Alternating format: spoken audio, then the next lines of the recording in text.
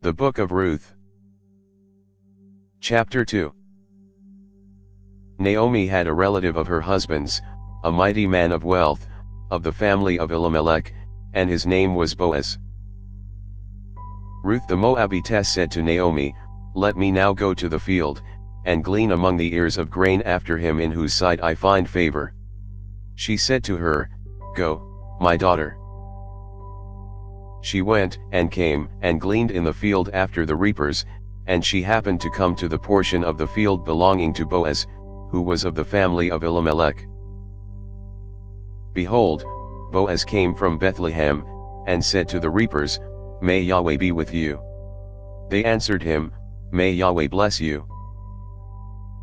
Then Boaz said to his servant who was set over the reapers, "Whose young lady is this?"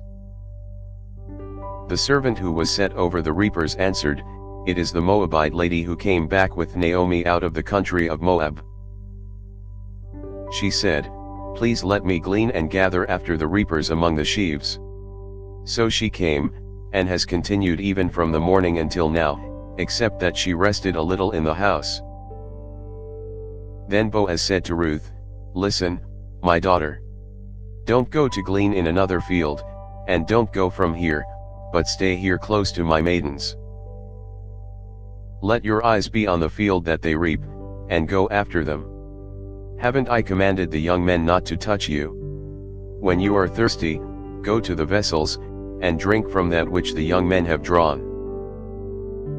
Then she fell on her face and bowed herself to the ground, and said to him, "Why have I found favor in your sight, that you should take knowledge of me, since I am a foreigner?" Boaz answered her, "I have been told all about what you have done for your mother-in-law since the death of your husband, and how you have left your father, your mother, and the land of your birth, and have come to a people that you didn't know before. May Yahweh repay your work, and a full reward be given to you from Yahweh, the God of Israel, under whose wings you have come to take refuge."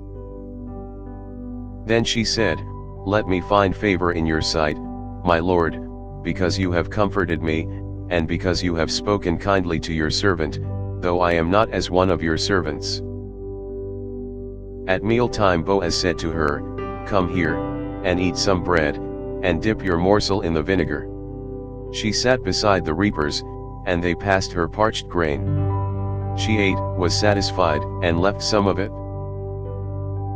When she had risen up to glean, Boaz commanded his young men, saying, "Let her glean even among the sheaves, and don't reproach her. Also pull out some for her from the bundles, and leave it. Let her glean, and don't rebuke her." So she gleaned in the field until evening, and she beat out that which she had gleaned, and it was about an ephah of barley. She took it up, and went into the city. Then her mother-in-law saw what she had gleaned, and she brought out and gave to her that which she had left after she had enough. Her mother-in-law said to her, "Where have you gleaned today? Where have you worked? Blessed be he who noticed you." She told her mother-in-law with whom she had worked, "The man's name with whom I work today is Boaz." Naomi said to her daughter-in-law, "May he be blessed by Yahweh, who has not abandoned his kindness to the living and to the dead." Naomi said to her, "The man is a close relative to us, one of our near kinsmen." Ruth the Moabitess said, "Yes, he said to me, 'You shall stay close to my young men until they have finished all my harvest.'" Naomi said to Ruth her daughter-in-law, "It is good, my daughter, that you go out with his maidens, and that they not meet you in any other field." So she stayed close to the maidens of Boaz, to glean to the end of barley harvest and of wheat harvest, and she lived with her mother-in-law.